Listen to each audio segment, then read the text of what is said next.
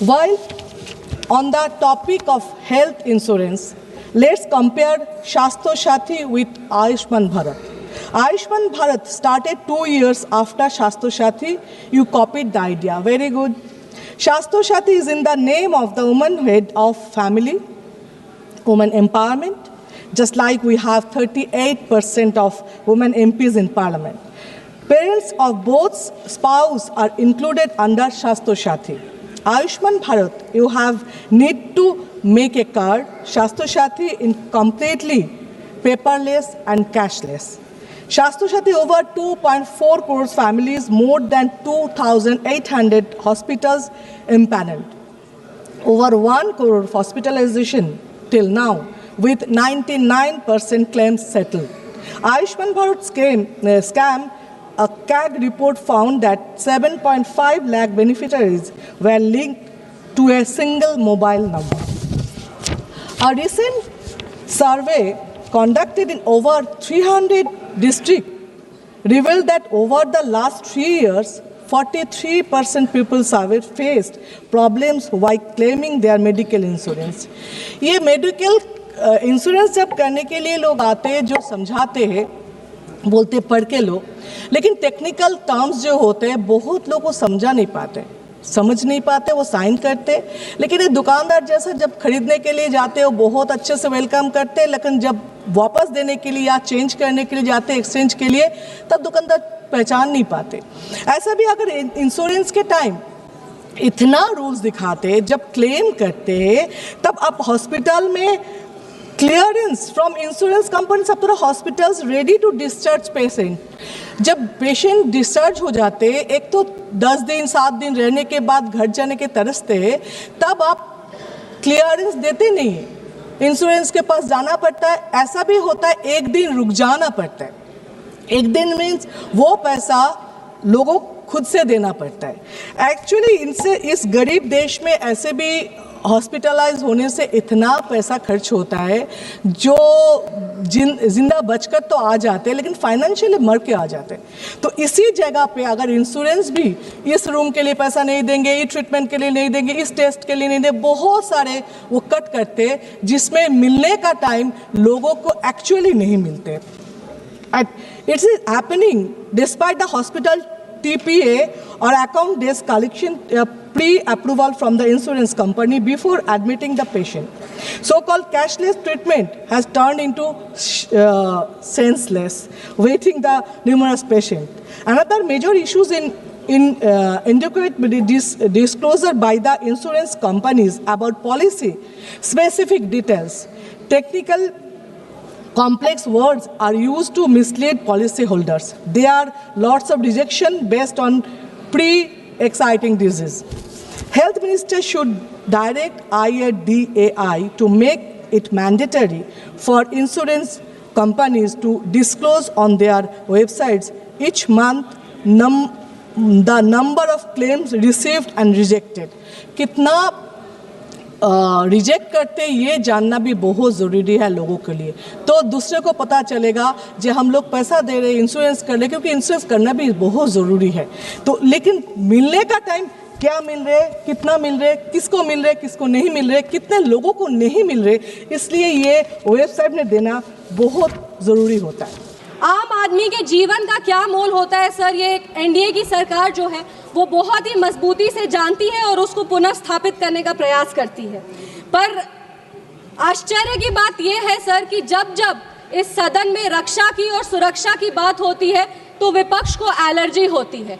GST जिसमें आम आदमी के आय की रक्षा होती है, जब उसकी बात होती है तब विपक्ष को एलर्जी होती है।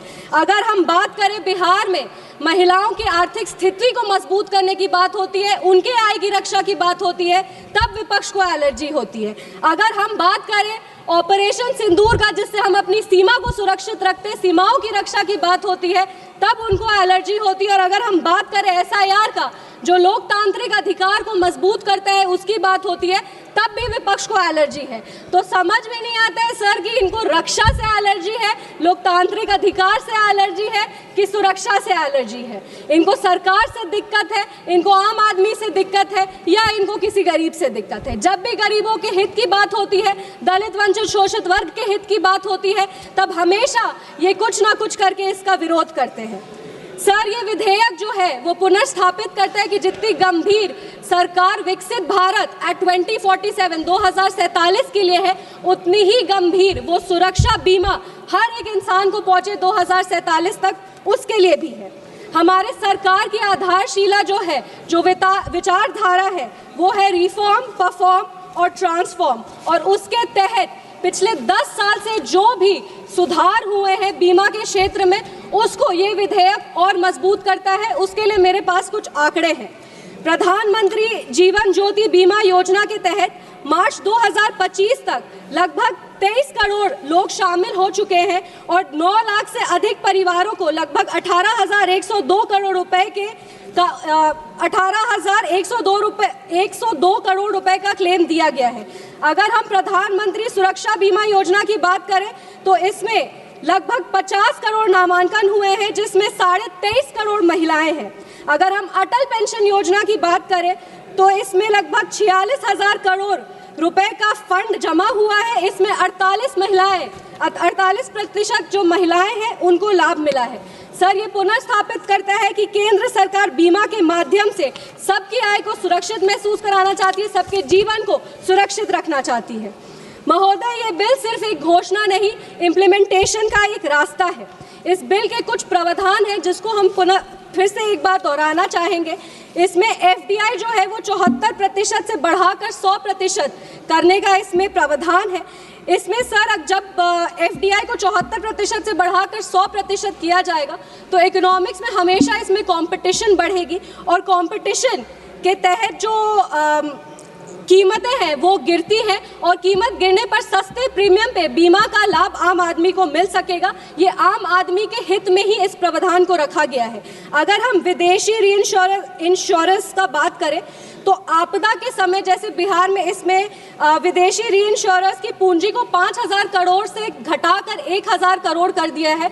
इसमें आपदा के समय जैसे बिहार में बाढ़ आता है, ऐसे में जो छोटी छोटी बीमा कंपनियां हैं वो डूबने लगती हैं। विदेशी कंपनीज जब आएंगे तो इसमें रिस्क जो है वो बढ़ जाएगा और आपदा के समय किसान और आम आदमी का क्लेम जो है वो नहीं कटेगा। LIC को आज़ादी मिलेगी, इसमें आम आदमी को LIC से बेहतर लाभ मिल पाएगा। और क्लॉज 50 इसमें हम हाईलाइट करना चाहेंगे सर, क्लॉज 50 के तहत इस कानून की जो भाषा है उसको जेंडर न्यूट्रल भी किया जा रहा है। स्त्री और पुरुष का जो भेद है उसको कम किया जाएगा, सामाजिक न्याय को पुनर्स्थापित किया जाएगा। समाप्त कीजिए मैम। बस मेरे 2 सुझाव हैं सर। हम एक महिला सांसद हैं, बिहार की महिला सांसद है। मेरा बस ये सुझाव है कि बिहार में जीविका दीदी का बहुत बड़ा एक समूह चलता है। अटल पेंशन योजना के तहत 48% महिलाओं को जो बीमा है उसका लाभ मिलता है। बिहार में जीविका दीदी जैसे समूह जो वो नेटवर्क है उसका इस्तेमाल किया जाए और महिला जो ग्रामीण क्षेत्र में है उनको भी ज़्यादा से ज़्यादा लाभ मिले, ये सुनिश्चित किया जाए। और एक और क्लॉज 93 के तहत सर, हमारा जो इंश्योरेंस पेनिट्रेशन है वो ग्लोबल एवरेज से कम है। इंश्योरेंस पेनिट्रेशन 3.7% है और ग्लोबल एवरेज 7% है। इसको बढ़ाने के लिए क्लॉज 93 के तहत जागरूकता का जो एक प्लान है वो एजुकेशन, क्लॉज 93 के एजुकेशन फंड के तहत जो स्थानीय भाषा जैसे मैथिली, भोजपुरी, अंगिका, ऐसे में बहुत धन्यवाद श्री राजीव जागरूक अभियान चलाया जाए। बहुत बहुत धन्यवाद। जय हिंद, जय बिहार।